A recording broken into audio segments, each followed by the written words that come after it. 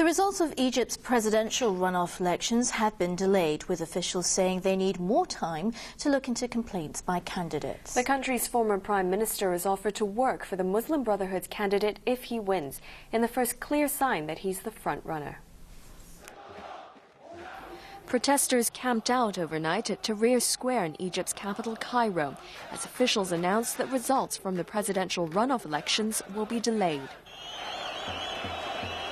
Authorities claim they need more time to study complaints filed by the two candidates against each other, as they had their own staff monitor polling stations themselves on voting day. The election committee won't say when the results are expected, but there are reports that their announcement will be delayed until this weekend. The Muslim Brotherhood's Islamist candidate Mohammed Morsi and former Prime Minister Ahmed Shafiq have both claimed victory, but already one of them is appearing to soften his stance. At the end of the day, candidate Shafiq is willing to accept the result regardless of the outcome. That may be because of mass celebrations in major cities across the country yesterday, after Shafiq's former boss, ousted President Hosni Mubarak, was said to be on his deathbed at this military hospital, while he was sentenced to life in prison earlier this month for his involvement in the deaths of anti-government Arab Spring movement demonstrators. Anyone in power and linked to the 84-year-old is bound to be unpopular. That's why Shafiq appears to be grasping at what little influence he may get if Morsi wins.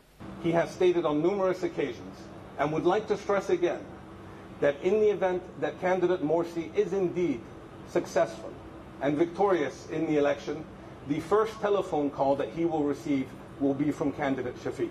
Not only will he receive this telephone call from him, but in fact, the services of candidate Shafiq shall be offered for the good of the country moving forward. At the end of the day, we are looking for unity. While there's a party-like atmosphere in Tahrir Square, the mood could change very quickly if something isn't done soon to appease protesters. They're angry about the ruling military council dissolving parliament and assuming its powers until a new government is in office. Demonstrators say that defeats the purpose of Egypt's first presidential elections in more than 3 decades.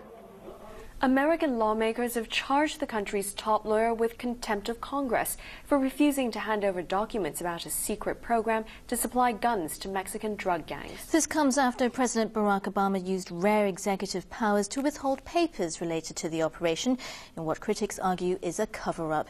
ATV's Ben O'Rourke reports.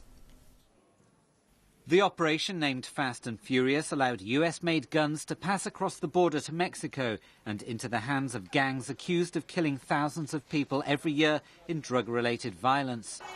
Dozens of guns turned up at crime scenes, blamed on the drug cartels, including shootouts with Mexican government officials. In an apparent contradiction, the Federal Bureau of Alcohol, Tobacco and Firearms said the operation was supposed to curb cross-border gun running. It was top secret until one of the guns smuggled into Mexico was used to kill a US border guard in 2010. That prompted whistleblowers within the agency to alert the US media to the scandal. The finger of blame eventually pointed at Attorney General Eric Holder and prompted a congressional investigation. The use of this misguided tactic is inexcusable, and it must never happen again.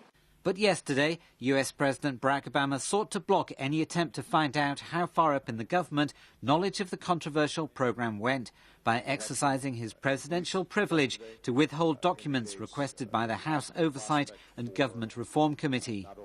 The subpoenas are 8 months old. We have not received a credible reason for them not being supplied, and in fact, no constitutional assertion has occurred. The committee voted along party lines to charge Holder with contempt of Congress for not providing the papers. The Republicans are accusing Obama of a speedy cover-up of Fast and Furious to protect himself, while the Democrats say it's nothing but a smear campaign during an election year. I am horrified that you are going forward with this contempt charge when the President of the United States and the administration have invoked executive privilege for the documents sought by the chairman. Holder could face a fine or even a spell in jail, although he's unlikely to get either. Previous arguments between lawmakers and presidents over executive privilege have avoided going to court through negotiations. The move comes after Obama's election campaign pledges to boost transparency within the government and protect whistleblowers, saying acts of courage and patriotism that save lives should be encouraged. It also comes just days after the family of a customs agent killed in Mexico filed a wrongful death lawsuit against Holder and other officials, saying he was a victim of gun smuggling they knew about. Ben O'Rourke, ATV News. And it's time now for sports with Brittyn Clennett. So, Britt, a controversial Euro 2012 goal is causing quite a stir. Yes, officials say Ukraine's ghost goal was a mishap. The chief referee of UEFA has admitted that Ukraine should have been awarded the goal in yesterday's match against England, in which the co-hosts lost 1-0 and crashed out of the tournament.